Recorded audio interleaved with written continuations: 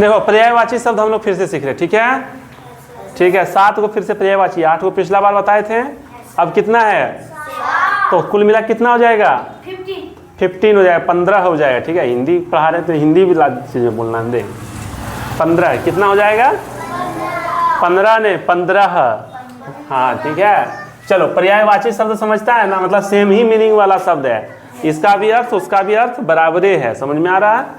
जैसे कि नारी, नारी का मतलब क्या होता है, महिला समझ रहा है, उसी को नारी कहते हैं। तो नारी का पर्यायवाची हो जाएगा स्त्री, महिला, कामिनी, रमणी, बाला, ललना, अंगना।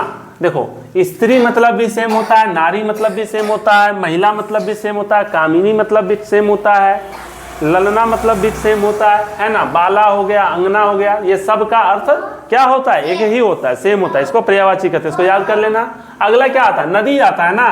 नदी का क्या क्या हो जाएगा, सरिता हो गया, है ना। सरिता तो नॉर्मल है, नाम भी सुना होगा तुम लोग। निम्नगा भी नदी को कहते हैं, है ना। निर्झरणी भी नदी को कहते हैं, निर्झरणी। क्या कहते हैं इसको, निर्झरणी। बोल के दिखाओ तुम लोग, निर्झरिणी, ठीक है। तो ध्यान से बोलना है इसको। अगला है इच्छा। इच्छा कुछ चीज का होता है, जैसे खाने की इच्छा, इच्छा समझ रहा तुम लोग का, तो उसी को आकांक्षा भी कहते हैं, आकांक्षा, ठीक है। और अभिलाषा भी, आकांक्षा हो गया, अभिलाषा हो गया, चाह हो गया, और क्या हो गया, वांछा, वांछा।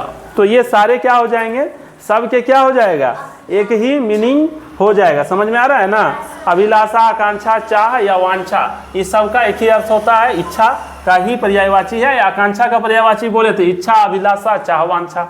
वांछा का पर्यायवाची बोले तो इच्छा, आकांक्षा, चाह, अभिलाषा, है ना। तो इस तरह से कर सकते हैं, ठीक है। मनुष्य है, मनुष्य का पर्यायवाची क्या हो, मनुष्य हम लोग क्या है, मनुष्य ही तो हैं। मनुष्य का क्या हो जाएगा, आदमी हो जाएगा, नर हो जाएगा, और मनुज, मनुष्य भी हो जाएगा। मनुष्य कहता है, हाँ गाँव में सुनता होगा मनुष्य, जनरली लोग बोलता है ना।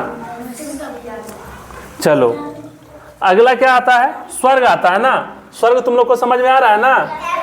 हाँ, जहाँ पे गरम कढ़ाई में खोला जाता है वो वाला जगह नहीं, जहाँ पे बढ़िया से रखा जाता है आदमी को, सुख सुविधा मिलता है, जो बढ़िया काम करता है कहा जाता है उसको स्वर्ग जाना मर के, है ना।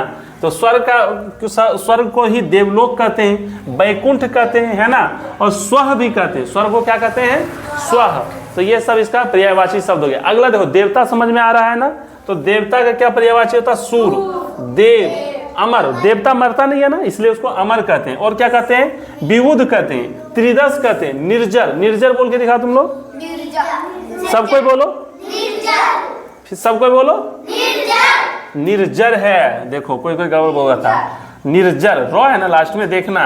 अगला देखो दुर्गा। दुर्गा समझता है ना, दुर्गा पूजा चला गया, दुर्गा माँ का पूजा किया था तुम लोग, चलो ठीक है। दुर्गा का क्या होता है, चंडिका होता है, अजा होता है, भवानी होता है, कालिका होता है। दुर्गा पूजा में कहता है जय भवानी, है ना। तो भवानी और दुर्गा माँ एक ही हो गया, समझ में आ रहा है तुम लोगों को, क्लियर है। इसको क्या करना है, याद करके आना है, फिर पूछेंगे तुम लोग को अगले दिन, ठीक है। अब आनंद से तुम लोग को पढ़ाएंगे।